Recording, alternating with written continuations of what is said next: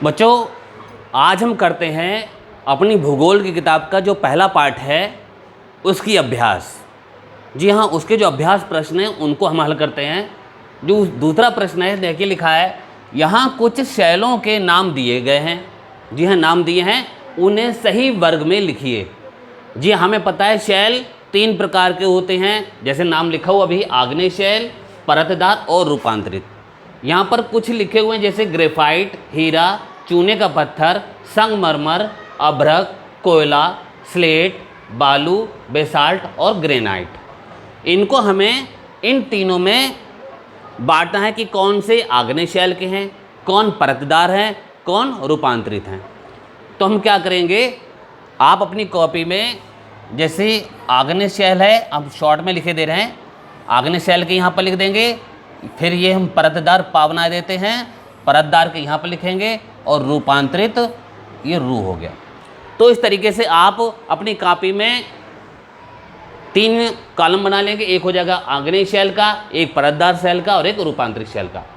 अब हम एक एक करके यहाँ से उठाएंगे। सबसे पहले हम आग्नेय शैल वाले ढूंढ लेते हैं। देख लिए आग्नेय शैल के अगर हम देखें तो आग्नेय शैल में हमें क्या मिलेगा, अभ्रक। चलिए यहाँ पर हम देखिए लिख देते हैं, अ लिख देते हैं। ये क्या है, ये हमारा हो गया आग्नेय शैल। जी हाँ, अभ्रक क्या है, आग्नेय शैल है। दूसरे बात करें, एक है ये देखिए और मिलता है बेसाल्ट। बेसाल्ट भी क्या है, आग्नेय शैल है। जी हाँ, बड़ा आ कर दें तो इससे पता रहेगा। अभ्रक हमारा आग्नेय शैल है, बेसाल्ट हमारा आग्नेय शैल है, और एक इसी का आगे लिखा हुआ ग्रेनाइट। जी हाँ, ये 3। तो हमारे अभ्रक, बेसाल्ट और ग्रेनाइट क्या हैं, आग्नेय शैल हैं। फिर हम बात करते हैं परतदार। परतदार, जी हाँ, कौन से ऐसे शैल होते हैं जो परतदार होते हैं। सबसे पहला जो है इसमें देखें, ये मिलता है चूने का पत्थर। ये क्या है, चूने का पत्थर क्या है, परतदार है। तो यहाँ पर हम पा बना देते हैं, परतदार है। फिर हम बात करते हैं कोयला की। आपने कोयला देखा होगा, कोयला भी परतदार होता है। कोयला कई परतों में बना होता है, तो कोयला भी ये परतदार है। यहाँ भी हम पा बनाए दे रहे हैं। और उसके बाद है बालू। जी हाँ, और ये बालू भी परतदार शैल है। अब बाकी जो बचे, कौन कौन सा बचा, ग्रेफाइट, हीरा, संगमरमर और स्लेट। ये चारों क्या हो गए, ये रूपांतरित शैल हो गए। तो इस तरीके से हमें पता चल गया, अभ्रक हमारा आग्नेय शैल है, बेसाल्ट आग्नेय शैल है, ग्रेनाइट आग्नेय शैल है। परतदार शैल में हमने चूने का पत्थर और बालू और ये कोयला ये लिखे हैं, और बाकी रूपांतरित में ग्रेफाइट, हीरा, संगमरमर और स्लेट हो गए। अब हम अगले प्रश्न की तरफ चलते हैं। निम्नलिखित वाक्यों से गलत शब्द को काटकर वाक्य सही कीजिए। जो गलत शब्द है, जैसे लिखा है, देखिए परत का लिखा है, परतदार आबलिक, आग्नेय शैल कठोर और रवेदार होते हैं। अब यहाँ परतदार या आग्नेय, इन दोनों में से एक गलत है, उसको हमें काटना है। तो हमारा देखिए, कौन से शैल कठोर और रवेदार होते हैं, आग्नेय शैल होते हैं। तो इसका मतलब है गलत शब्दों को काट कर, तो ये काट देंगे हम, परतदार को यहाँ पर हम काट देंगे। तो हमारा वाक्य सही बन जाएगा, आग्नेय शैल कठोर और रवेदार होते हैं। खा पढ़ते हैं, परतदार शैलों की उत्पत्ति में आंतरिक दाब नदियों का बड़ा हाथ है। जी हाँ, अब देखिए, अब इसमें हम क्या करेंगे, एक है आंतरिक दाब और नदियों का बड़ा हाथ है।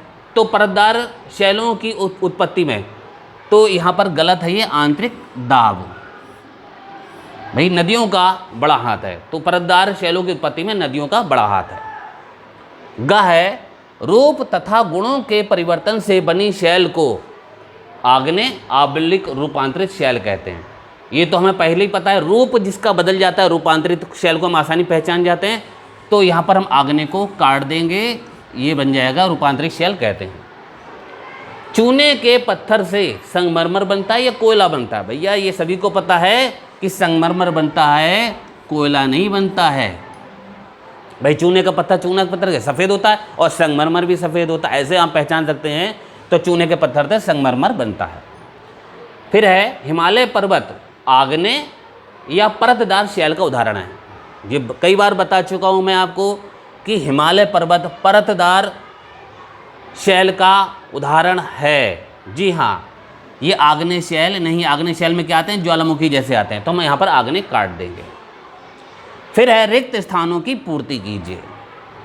पृथ्वी की ऊपरी परत को कहते हैं, देखिए ऊपरी परत के 3 परतें होती हैं, एक होता भूपर्पटी, मेंटल क्रोड, तो ऊपरी परत कौन सी होगी, भूपर्पटी लिख सकते हैं या हम स्याल भी लिख सकते हैं, जो भी आपको सही लगे। आप यहाँ पर चाहें तो भूपर्पटी लिखें, क्योंकि इसका दूसरा नाम क्या है, सियाल भी है, तो आप सियाल भी लिख सकते हैं। आपको एक लिखना है, आप कोई भी लिख सकते हैं, चाहे भूपर्पटी लिखें या सियाल लिख सकते हैं। पृथ्वी की सबसे निचली परत को कहते हैं, सबसे निचली परत कौन सी है, क्रोड।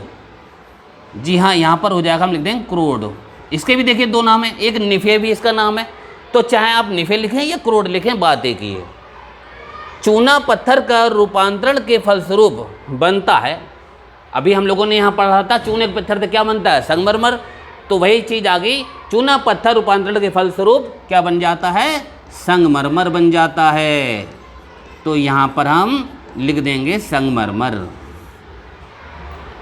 फिर है मेंटल की ऊपरी परत को कहते हैं। जी हाँ, मेंटल की जो ऊपरी परत है ये कहलाती है, क्या कहलाती है, दुर्बलता मंडल, दुर्बलता मंडल। लीजिए, अब आपकी जो अभ्यास पूरी हो गई है, आप इसको अपनी कॉपी में बिल्कुल आराम से साफ सुथरा लिखेंगे। Please like and subscribe my YouTube channel कृषिका online classes. Thank you.